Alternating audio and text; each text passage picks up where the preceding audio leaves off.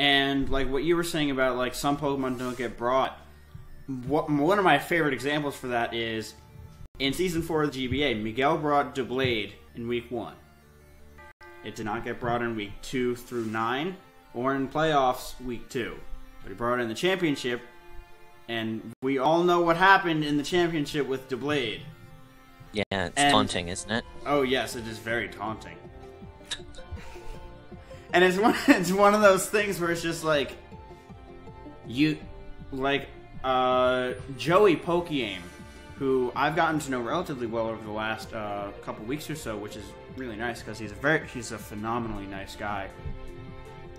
And he's facing one of the GBA coaches, Dan, in the UCL Championship.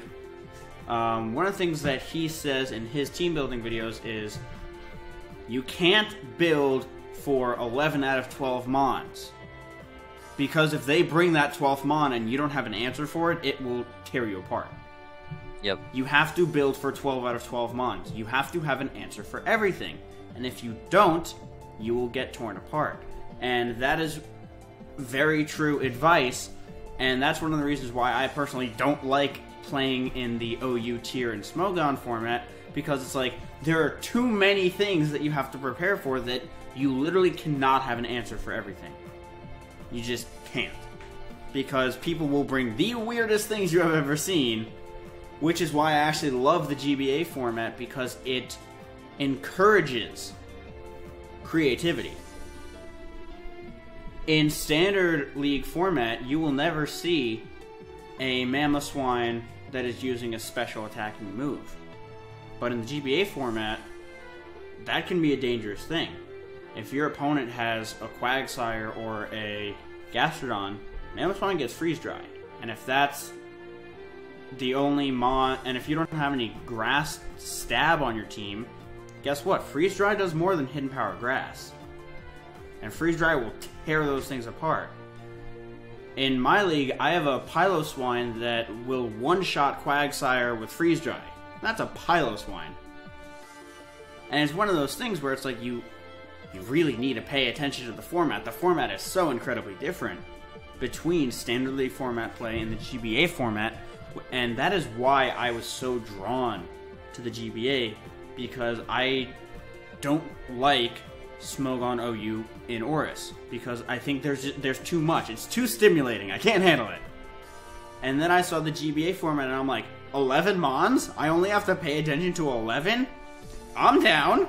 That's perfect. My brain can only count to 12, and if I only need to do 11, yeah. The other reason that I love the GBA format is, you know, the separation of megas. Because, like, if in the UCL style, if you draft Charizard, you're taking away 2 potential megas. And you don't even have to use it as your mega. You're just saying, nope, you can't have it. It's mine. Yeah, I thought that was unique. I don't want to call it weird because I don't want to get a negative blowback, because I don't think it's bad. It's just different. Well, and for it's just me, one it's of those things where it's like you can use that as a defensive strategy. Like, well, Heracross is in UU, but if you Mega Heracross is in OU, and if you notice that your team is weak to Mega Heracross, and you draft regular Heracross to prevent somebody from having the Mega, that's a strategy. I remember I was watching the UCL draft because, as you stated, 3 of the GBA coaches were there, and I went to support Dan, Shady, and Drew. And I was watching the draft, and I don't remember which coach it was, but I mean, through the first 2 or 3 rounds, every single Mon he took had the ability to be his Mega Pokemon. And it was like, this guy is thinking ahead. Not only is he eliminating possibly what his opponents can take as their Megas, but he's making it possible so he could, what he gets later down the draft, pick the Mega he wants to fit his team. Because I don't think they had to declare Megas till the very end, right? They did not. I think that was Christian from the Manchester Magnazones, because he drafted Sableye and Lopunny. Okay. Both of which are extremely dangerous in this format with their Mega Evolutions.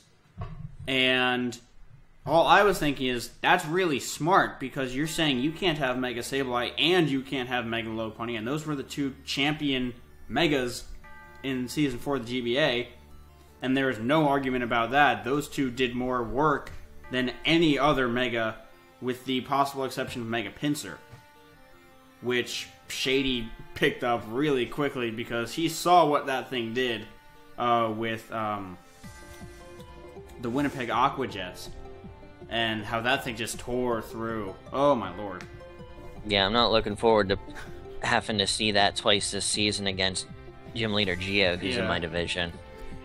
Luckily, I have Tyranitar, who won't be worried about the flying type attacks. I just got to worry about the fighting types. Yeah. That's one of those things where it's just like a Scarf T-Tar. Like, that's... In the standard Smogon format, you do see that occasionally, but usually they run it special. Like special T-Tar with Ice Beam, Scarf to outspeed Landorus Therian. And I'm like, okay. Tyranitar has terrible special attack, but okay. Whereas in this format, it's like, Scarf Rock Slide? Yes. 134 base attack? Yeah. And it's one of those things where it's like, when I saw Hippowdon and Stoutland on Miguel's Season 4 team, I'm like, interesting. And when I saw Tyranitar and Excadrill on your team, I'm like, okay. That's scary. Yeah, and that's, sadly to say, I don't think that I will be getting a large volume of sweeps with Sandrush Excadrill. That was more... I had figured either Hippowdon Tyranitar or Mega Tyranitar would be on my team in some form before the end of the draft, because I didn't think all three would be drafted aside from the one that I was going to take. And I won't lie, I was hoping Hippowdon was going to fall to me, because it is by far the best sand setter in the format, and I think Hippowdon was Defensive Mon of the Year last year for a good reason. I believe it was. And Geo picked it up before me, which is fine, because I'll get the benefit of that sand when I play him twice this year. And then Fizzy Stardust took Tyranitar just below, I think, midway through the draft. And I knew I was going to be with Mega Tyranitar. So I tried to pick a few other things as I was drafting around it, but it's just one of those things. It's not so much that I'm going to be using it, but the threat that it's there, it's something that people have to prepare for. Yeah, exactly. And, I mean, you look at... my dog is going crazy. Yeah, it's all good. There must be somebody out front. Hi, puppy. Yeah. But, I mean, if you look at... Hey, calm down. They can't get inside. Relax. But if you look at what Will McCaughty did in the GBAD League, he made it to the cusp of the playoffs, and I don't think he pulled off a Sand Rush sweep with Excadrill once. I don't think but he did. Had... Everyone who played him had to prepare for that possibility, and they needed to be able to beat that. And I think I'm not blowing my own horn, but I think I tailored my team to the point where I don't need to bring Sandrush Excadrill once and can still perform well this season. I completely agree. I think that without downplaying what you did last season, I think you greatly improved your draft from last season to this season. Your draft last season was good. It was very interesting, and it had a lot of threats. However, I think the synergy that you had this team is much more substantial, to the point that I think you will be a much bigger threat this season, to say the least. Give me just a second.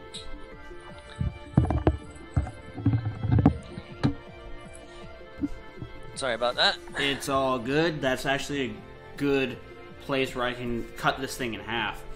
Okay. Because normally when it's, a little bit longer than, 30, 45 minutes, I like to cut them up.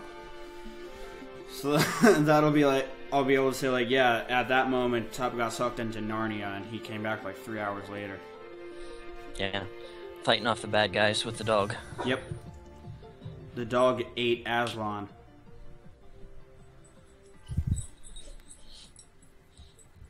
So calm down, Gator.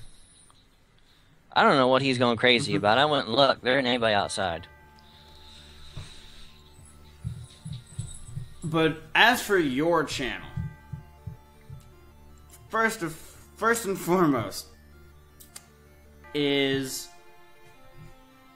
the mascot changes that you have chosen. At first you were using Chatot because, you know, the Pittsburgh Piratas, or as somebody said, the Pittsburgh Pirate-atas. Yeah. Which was yeah, that's I'm so sick of correcting people. I just don't even care anymore. Like, you call it whatever you want. I thought that was an interesting pronunciation choice. Yeah. But the Pittsburgh Piratas. And then you went with Emolga, which is not necessarily something that I expected. But then I learned your love for electric-type Pokemon, and I'm like, okay, it makes more sense now. Yeah, he sports the team colors, too. Black and gold. And my question is, why is Togepi not your mascot?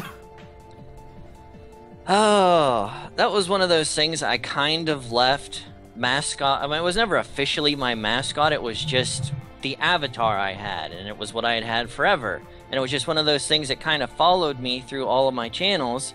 And then when I went to OldManTup, it's like, Togepi doesn't look very old manish at all. So I was like, let's see. You should have gone with Mega Alakazam. Yeah. Old Man Santa.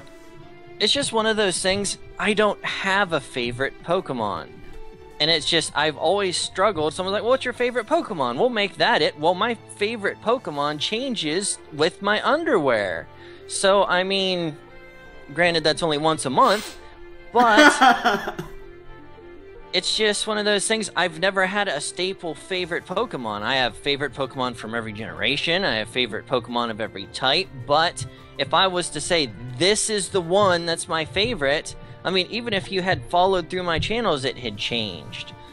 So, I mean, well, it's one of those things. It just randomly changes. Even on my channel, I've had 2 different Pokemon mascots. And neither of them are my actual favorite Pokemon, because my favorite Pokemon is Arcanine, and there are too many people that already use that. Namely, a good friend of both of ours, Crimson Seabad. He started his channel before I did. I'm not going to just be like, nah, I'm going to use it anyway. I don't care what you think. Because I'm like, oh. Like, nobody can use Delibird as their mascot. If they do, they're immediately going to be... Somebody's immediately going to say, you're just copying Shady. Right. Nobody can use Gengar as their mascot because immediately they're going to say, you're copying Nappy. Scyther, you're copying Magnitude. And so on and so forth. You can't just be like, no, I just like it too. No, you're copying them. It's one of those things where it's like, there's no answer. You can't just be like... Well, yeah, and that's just one of those unfortunate niches of the Pokemon community. Once someone gets really popular with something as their mascot, it belongs to them. Well, I mean, there's only... How many Pokemon are there now? 700? 21 or something. Well, you can't literally sit there and tell me that you think there's only 721 Pokemon content creators that are ever going to be popular, that there can't be some kind of overlap there.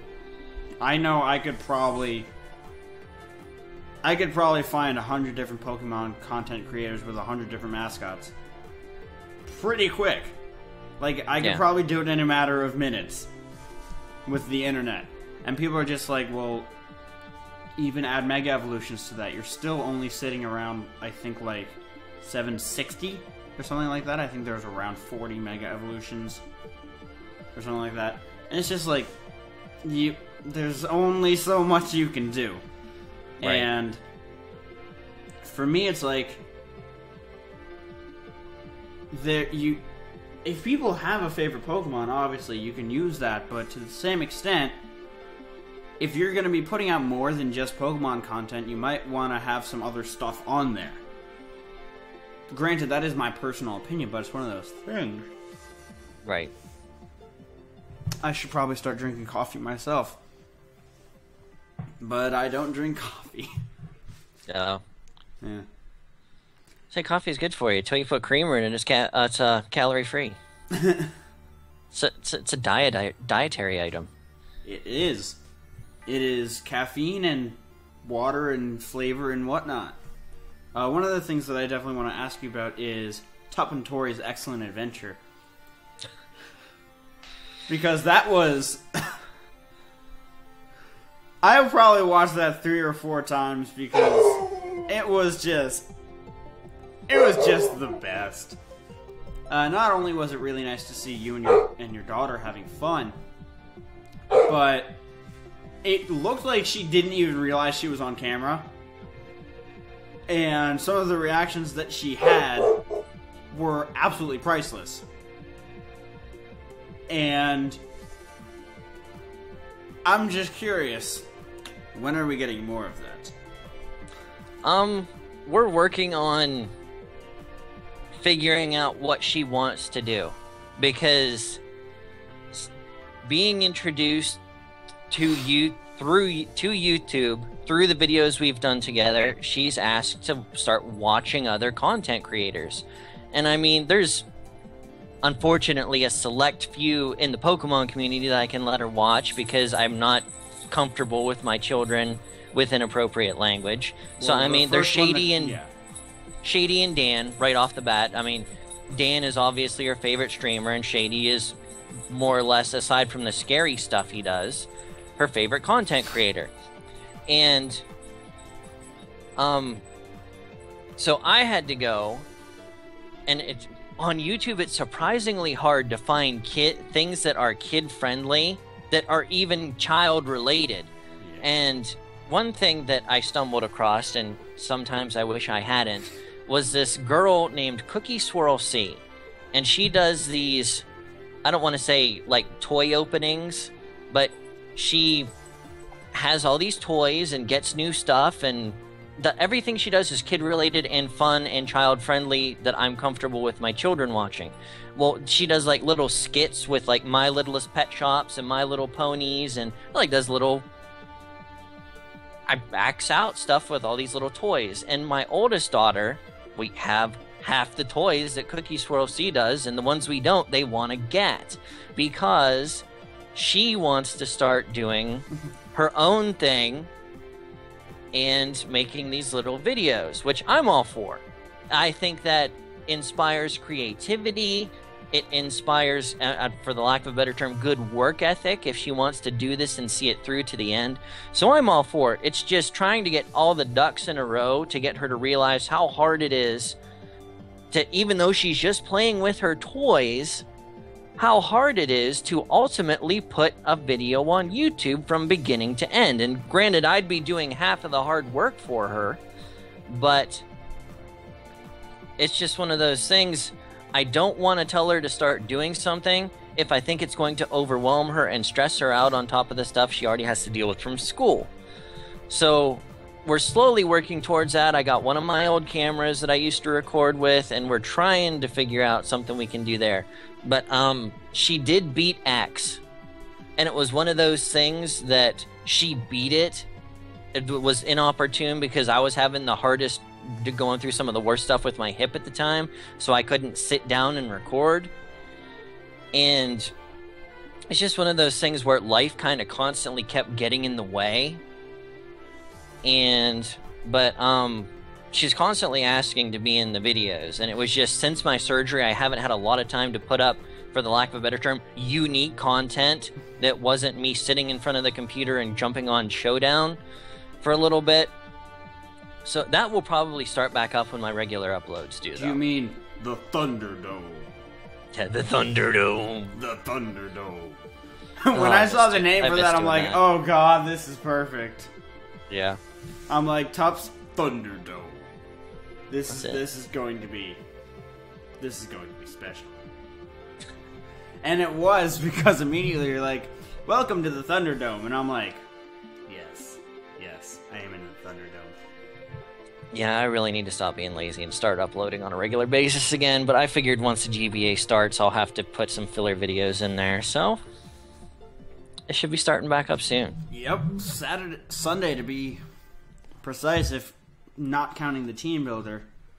Yeah. Some people don't upload team builders, which I understand, because, what people don't understand is that building a team in the League format takes hours. It is not a quick process. It's not like building a standard format team. That takes, 30, 35 minutes. If you... I've never been a huge fan of putting my team builders up simply because that gives every single one of my next opponents insight into how I'm going to build a team and how I look at going about the things. As to where if I don't put a team builder up, they don't know my exact set. They don't know my exact spreads. They don't know what I'm thinking going in defensive core building. So, and especially with as much variance I have on my team as to where any one of my walls, pretty much outside of Jellicent, can be a physical or special attacker on the side, that's not something I want a lot of information going out there about. But at the same time, Mr. Ezek has gone out of his way to make team builder thumbnails for everyone in the GVA. It's one of those things, he does so much for us, I almost feel obliged to do it just because he's provided me with the thumbnail for it. So, I'm still weighing that in my head. The piece of, advice that I would give, because I do team building in the League format and in the standard format on my channel, because I personally feel that I have some valuable insight into it just because I've been exposed to it and a part of it for such a long time. And in so many different formats. But to the same extent, it's like, I don't give them too much information. Like, you can show them your spread, and you can tell them why you did it, but you don't have to tell them how you plan on using it. There's a difference between an offensive and a defensive pivot. There's a difference between a setup sweeper and a scarf sweeper. There's a difference between a wall breaker and a stall breaker. There's a difference between so many different things where it's like, how you plan on using something and how you actually end up executing it can be two totally different things. For example, if you put a scarf on Cobalion, it can still be physical or special because it has base 90 in both. And it can still take physical hits because it has base 129 defense. It's one of those things where it's like, a team builder helps, but it's not an answer. It's a guide. Like if you buy a walkthrough for Pokemon X or Y, or Omega Ruby or Alpha Sapphire, it'll tell you where the items are, but it doesn't tell you how to get to them. Because they're basically saying, here's where it is, we're not going to literally hold your hand and walk you over to it. Because if that was the case, then you wouldn't actually be playing the game. You would just be walking through a guide. And in a sense, that's something that I've seen a little bit of on your channel, because you don't give all the answers right away. Because you know that people need to think for themselves. And that's one of the things I definitely respect about you and your channel, amongst other things, obviously, is that you understand that people need to use their own brain. Yeah, that's definitely something people need more and more of nowadays. I definitely could not agree, and I think that's a very nice, point to end on, is that, use your brain. People. Brain, use it. It's in there for a reason. If you didn't have it in there, I wouldn't expect you to use it, but you do, so, But I would, of course, like to thank my friend Tub so very much for joining me here. It has been an absolute pleasure. I'm sure we will... Well, I know for a fact we'll be in touch because we're both part of the writer's room, but I want to thank you so very much for joining me, and I hope you will come back soon for some more shenanigans here on Lucky Dad TV. Thanks for having me. It's been a pleasure. But with that, we're going to get about. Best luck out there. I will see you all soon.